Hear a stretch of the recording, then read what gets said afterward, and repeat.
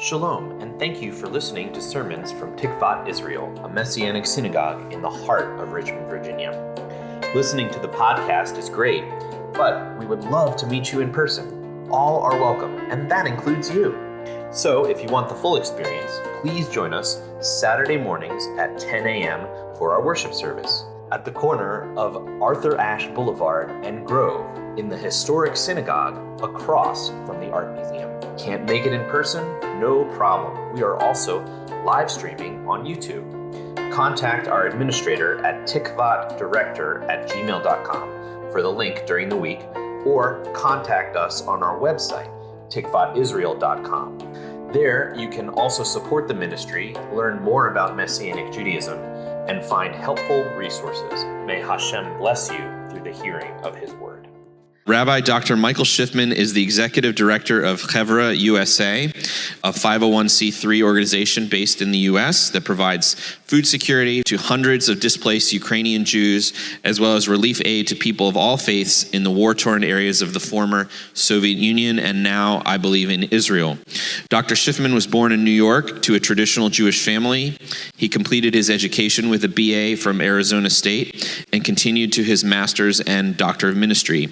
He served as the executive director of Chevra for the past 20 years, making visits multiple times each year to the volunteers serving as Chevra's representatives in Eastern Europe and Ukraine, and the individuals served by Chevra's outreach. In addition to his charitable work, Dr. Shiffman serves Jewish communities as a sofer, which is someone that can repair Torah scrolls. He served as a congregational leader and rabbi for multiple communities prior to serving Chevra full-time. He's a published author and contributor to several publications and an adjunct professor for graduate theological programs in Florida, Texas, and Connecticut. When he has the opportunity, he enjoys the company of others, usually with a cigar, I might add. So if you like that, you'll really connect with Rabbi Michael. And he travels frequently in the U.S. as speaker about the situation in Ukraine, the power of kindness, and the work of Chevra. So please give a warm Tikvat Israel welcome to Rabbi Dr. Michael Shiffman.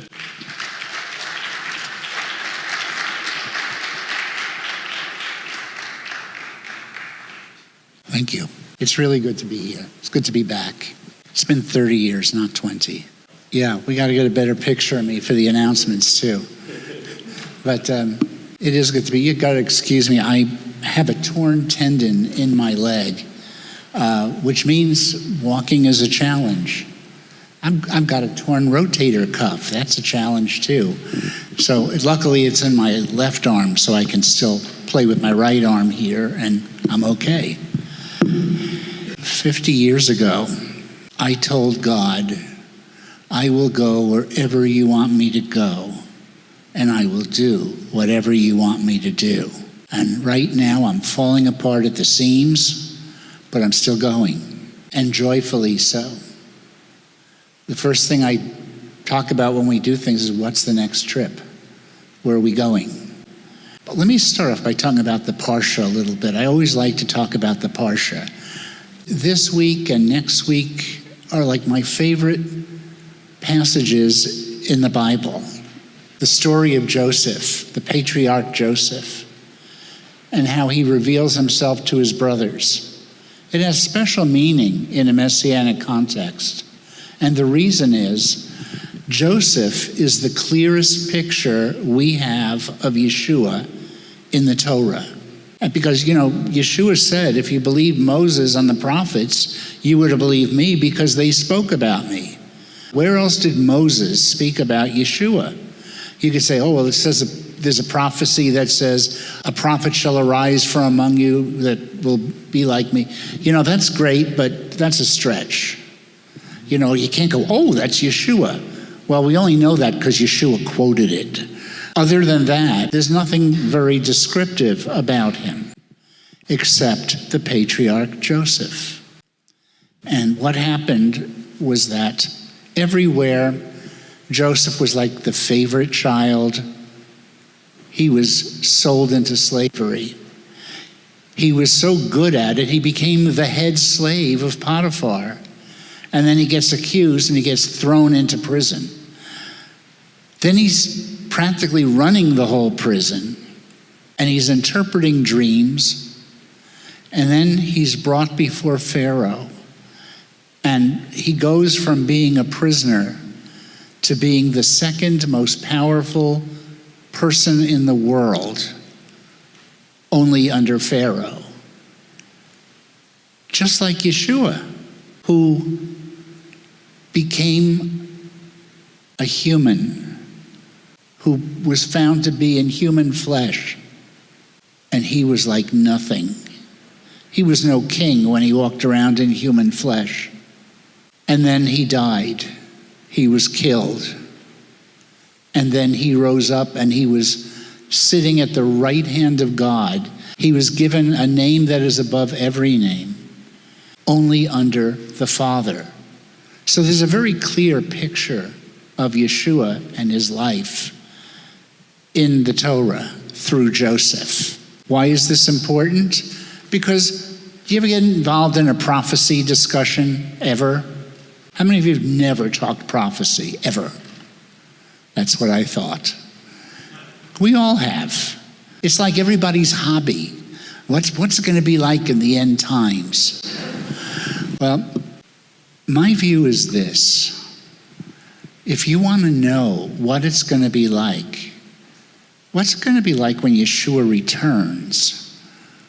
What is it going to be like for Jewish people?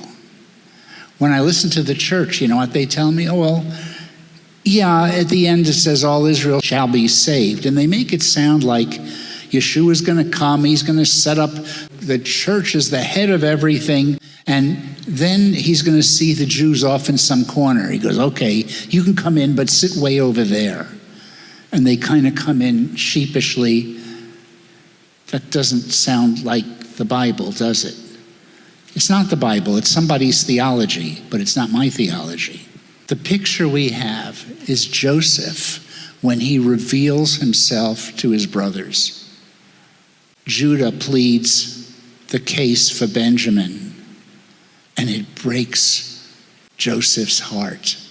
He sends everybody out, and so he's alone with his own brothers. And he says, I am your brother Joseph. I love the way the King James translates the response. They were terrified at his presence. I am your brother Joseph. Is my father still alive? And then he said, come near to me. And he hugged them and he kissed them. And he said, I will take care of you. Why? Well, they didn't believe this, they didn't pray this and that and whatever. No, it's not based on that. Why do they get all that? Because I am your brother, Joseph. What does it say in Matthew 25? Inasmuch as you have done kindness for the least of these my brothers, I shall do it for you. Yeshua cares a lot about his brothers, his brethren, the Jewish people. And in a sense, that's what our ministry, Chevra, is about. In the Matthew 25 passage, it says, I was hungry and you fed me. I was thirsty and you gave me something to drink. I was naked and you clothed me. I was in prison and you visited me. And they said, Lord, when did we ever see you like that? When you did it for the least of these, my brethren, you did it for me. When I started working with Chevra, we were visiting small villages in Ukraine. And I was visiting with these elderly Jewish people who didn't have bread to eat. And it bothered me. I'd be up at night pacing the floors. They don't have anything to eat. These are people who had the faces of my aunts and uncles. They looked like my family because they are my family. Not directly, but they are. And I couldn't stand the idea that they were going to bed hungry. I went to some elderly widow's house in a village called Alexandrovka, and we were opening a soup kitchen, and we were inviting her. She said, well, when is it? We said 11 o'clock every day.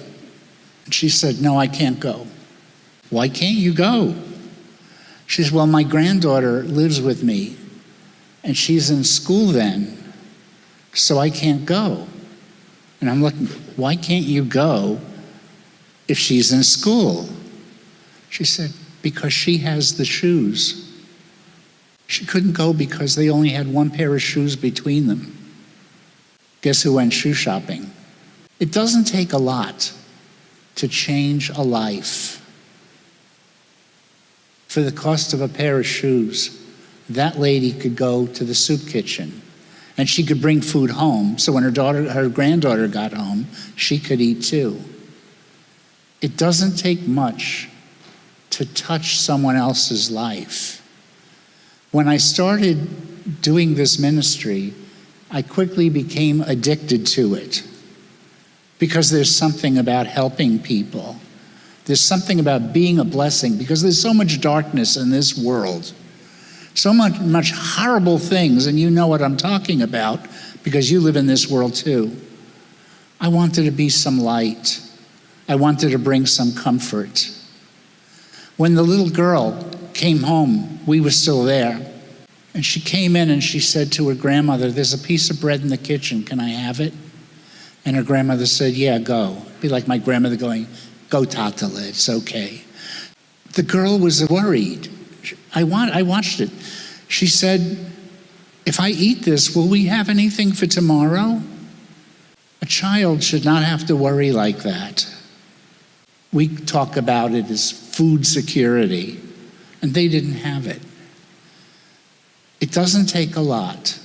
For $35, I can feed someone for a whole month. You know, we make it go far. And then what does $35 buy here?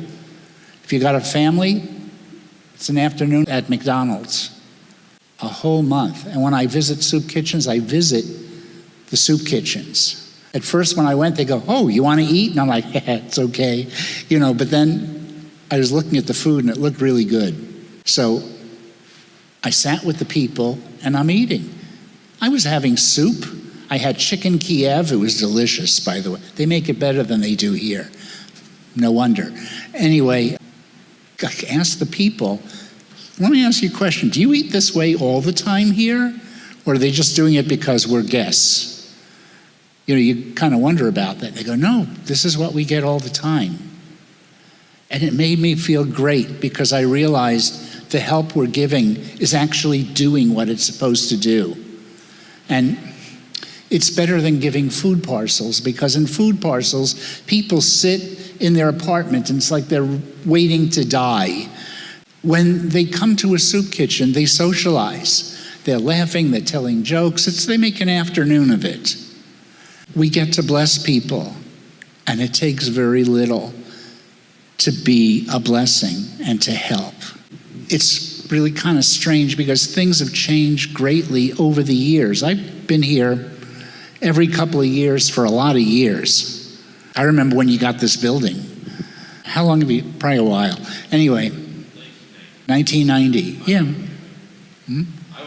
I was.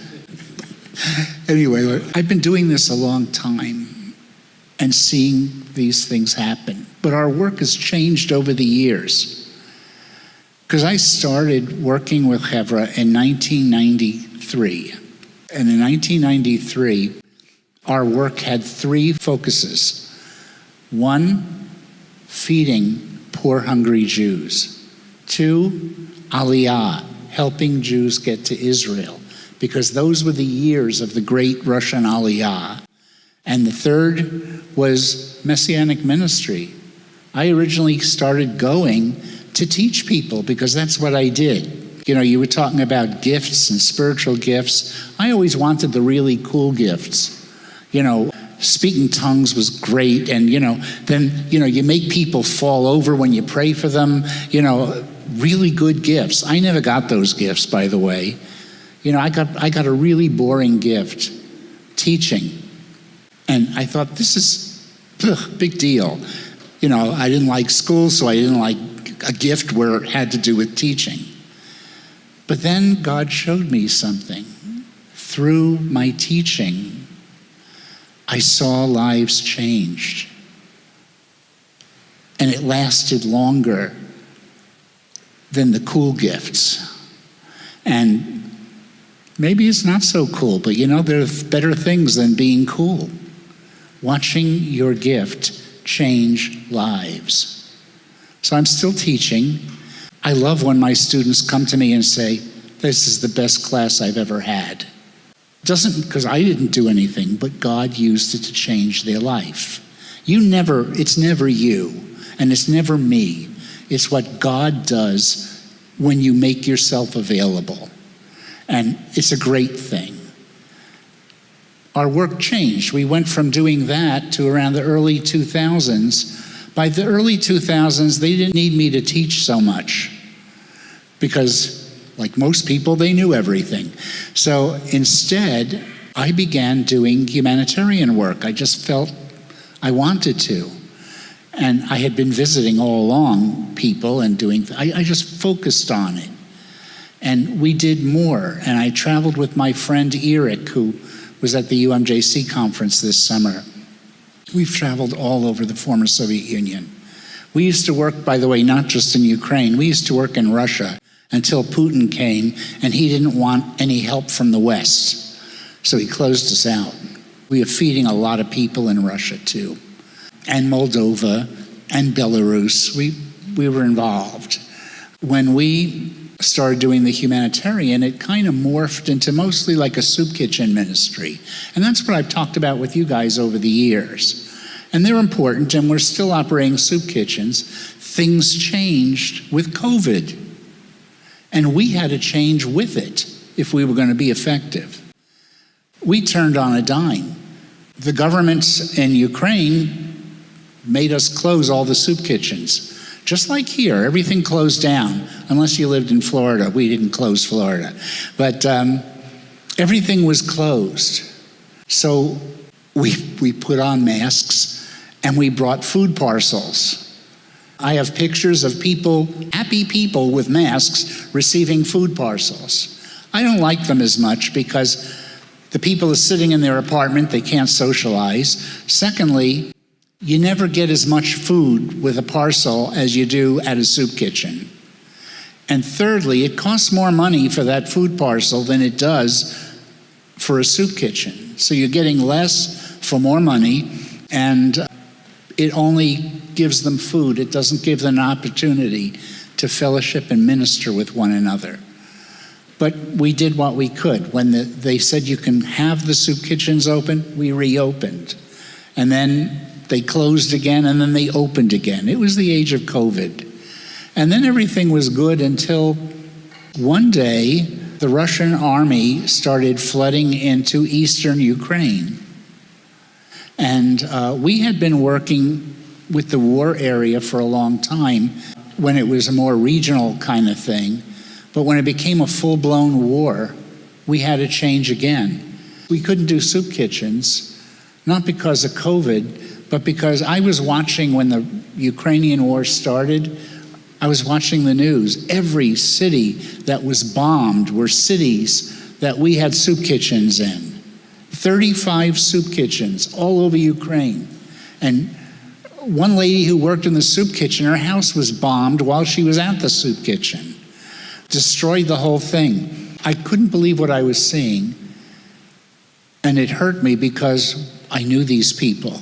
I sat in their soup kitchens with them. I went to their apartments and visited with them. And these are the people who were now under attack. So what did we do? My coworker, Eric, lives in Poland. And him and his family and his brothers, his team of people who work with him, rushed to the border. And overnight, we were ministering to Ukrainian refugees, Jews and non-Jews. People are fleeing. You don't sit and say, well, are you Jewish? Okay, come on, the rest of you say, we don't do that. We were ministering to them. How do you minister to people like this? First of all, the border was closed. They had people online, women and children only. The men weren't allowed to leave. So we were on the other side of the border, and we brought food First, we gave food to the border guards because they were hungry too. And then we said we want to give food to the people waiting online. And they said, go ahead. So we fed those people because it was in the winter and some people froze to death. And they were standing there for a couple of days because they don't just say, come on over. It's a long wait. If you've ever had to wait in line to get your passport stamped when you come into the US, this is worse, a lot worse. For me, I usually do it in an hour, but we have Red Cross credentials. Everybody else, you're out of luck. So we fed those people. And then we said, we would like to bring food into the interior. So we went to the city of Lvov, which has a big Jewish community, and we had a soup kitchen there. So we brought food. Where did we get this food? We like to cooperate with other ministries. And the reason is you can accomplish more. If you have to reinvent the wheel every time you do something, you're wasting a lot of time and energy and money. So we cooperate. So we cooperated with several ministries. I was given the opportunity to get 11 shipping containers, size of semi-trucks, filled with humanitarian aid, food, clothing, medicine. And we were going to ship it from France to Ukraine. We didn't have enough money for all of it. So I called up a few ministries and said, would you like to partner with us and co-sponsor? And everyone wanted to do something and they weren't sure what to do. I had something they could do. So we got it financed, 11 of these. Some of them went to Ukraine and some we brought to the border in Poland. Incidentally, the place where they crossed over the border was a small village called Przemyśl. You can't spell it and you probably can't pronounce it too well either. I grew up pronouncing it because that's where the Shiffmans came from, which was kind of weird because when I was there, I met the mayor of Przemyśl. He's like 7 feet tall. And then there's me, shrinking as we speak. And I got to talk with him. I said, my family's from here. It's not like they put a plaque up or anything. But I asked, what can we do to help? What are you doing to help? What can we do to help you and cooperate? And so we had all these things. I suddenly was talking with officials. Usually I try to avoid officials and just do my work. But we were talking with these people. We got a lot of things done. And then we went from there over the border into a village in Ukraine called Uzhhorod. Uzhhorod normally has about 60,000 people. Pleasant spa type village, health food thing, healthy place. And then they had 120,000 refugees. See, everybody didn't want to leave because they didn't want to split up their families. So they tried to stay in Ukraine or as close to Ukraine as possible. So we went to Uzhhorod and I got to meet a lot of people. We did a lot of different things. We brought food in and clothing, and it was all free for people. They had to register, and they got everything for free. We built 5 showers. Why? They didn't have enough showers for people. 120,000 refugees. So we partnered with the Jewish agency in Uzhhorod, and in their offices, we built 5 shower stalls. So people could go in and take a shower because, you need showers eventually. They're just practical things. So we did these things to help and it worked. And we're still working in Ukraine and we're still doing this work. In spite of the war, we found ways to work around it and do good. We partnered with other ministries from around the world. We opened up a facility, an old shopping center in Poland, for the people that come over. We got 1,500 cots. We had places for people to put their dogs, like a kennels. We had a daycare center for people. World Kitchen set up a big kitchen. We had other places that were giving pizza. The pizza was horrible, but by New York standards. The food was good. It was all free for people. If they needed transportation, they'd go anywhere in Europe free. If we just stamp their papers and whatever. We had a lot of good, and it happened overnight without a lot of coordinating, just people coming together wanting to help. Hopefully this war will be over, we can go back to normal. And Meanwhile, during that time, I was told by the guy who started our work to begin to pray about Israel. And I said, all right, I don't know, whatever, but to pray about Israel for direction. And then the war started. And the first question is, what can we do? What can we do to help? We shipped shipping containers. We got in touch with some other ministries. One of them you prayed for, Jonathan Burness. He's been a good friend, and we cooperated in a lot of things.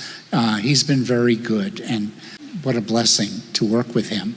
We sent over shipping containers. I posted a thing on Facebook. Some of you on it, I guess. They had a story about this old woman who lived in northern Israel, and she opened up her apartment, her house, as a place for people, for soldiers to come.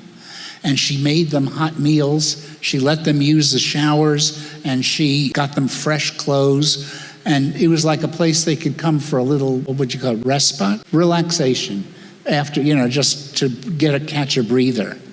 And I thought, what a great story, because they interviewed her, and she said, I take care of God's children, and I trust God to take care of mine. I thought, that's cool. So I posted it. I got a call 2 days later from people who work with us. We were funding her stuff. We were sending her the clothing and the food she was giving out to the soldiers. And I thought, that is really cool. We had a hand in it, and I didn't even know it. Talk about the left hand not knowing what the right hand is doing. A lot of doing ministry is being available. Because, look at me, I'm falling apart. I got a boot on that weighs a ton. It's like, I feel like the mafia was going to put me in cement overshoes and over the bridge. But anyway, regardless of this, regardless of the shoulder and my health, I told God 50 years ago, I'll go where you want me to go and do what you want me to do. Not with a doctor's note, with or without. Being available and being willing to serve. Doors opened and things happened. I'm not a mastermind for this stuff. I'm just along for the ride. And honestly, when you serve God like this, you have a front row seat on what God is doing. And it is exciting and it is amazing. Sometimes it's a little boring, but not usually. This is the boring part for you, having to listen to me. What I would like to do was, we have a great board who oversees Chevra. It's not just me. It's not a one-man show by any means. We have partners that we work with around the world. It's our Chevra network. We have a network in Israel. We have a network in Ukraine. The guy who used to run our network in Russia, when we had to close up the work in Russia, he moved to Israel. That became our network head there. And they're doing all kinds of things. And when I visit, I stay with them and I learn what they're doing, and it's a blessing. And the thing is, you might go, well, you're not going there. Maybe you don't want to go there. You don't have to go there. But I want to offer you the opportunity to help us. Because here's the reality. We were able to turn on a dime and do what needed to be done because God's people were faithful and we had the funds to do it because we're careful how we spend it. But if people had not given, we would not have been able to help. We cannot do anything without our friends who sponsor us and help us. As I said, $35 a month.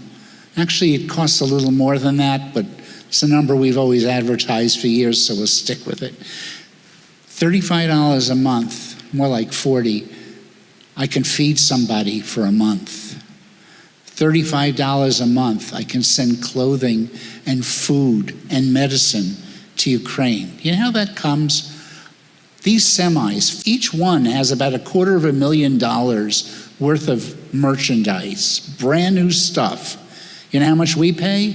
$0. They're donated by these corporations. IKEA sent us beds. We got Nike shoes.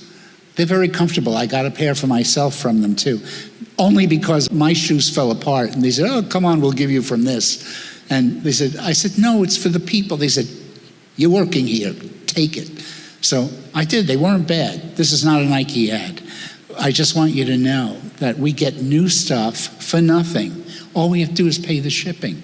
That's why for $7,500, which in that world is bupkis, I can send $250,000 worth of humanitarian aid. And then we don't have to pay anybody to distribute it because we work with all the ministries that are local. We just give them the stuff and they distribute it. So they get blessed and we get blessed, and we don't even put our name on it because it doesn't matter if our name is on it. The fact is, we get to do it. We get to do great stuff. I had a call from my coworker in Poland, and he said, I talked with a couple of Hasidic rabbis in Ukraine. This is the coolest story I've got. I talked with 2 Hasidic rabbis in Ukraine. They ran orphanages for Jewish children, and we want to get them out of Ukraine because of the war. I said, what do you need? He goes, we still need $10,000. I said, I'll find it for you. I didn't even talk to my board yet. Called everybody on the board separately. And I said, this is a one-time opportunity. We need to do it.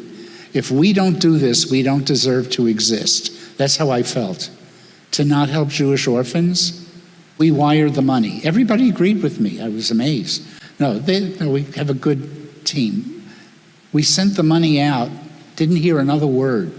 3 days later on the news, I'm watching, and it said 2 Hasidic rabbis violated Shabbat and got 250 Jewish orphans out of Ukraine into Bulgaria and then to Israel. I looked at that. Our name was not on it, and I said, we did that. We had a hand in that because God gave us the opportunity and we took it. Maybe you don't get calls like that too often, but you can be part of what we're doing. Help people. It's not for our sake, for their sake. Really, for God's sake. That's why we're here. That's why we serve. I want people to see Yeshua in us by the things we do. I want them to see that we want to be the hands of Yeshua to bless and to help, even if our name's not on it.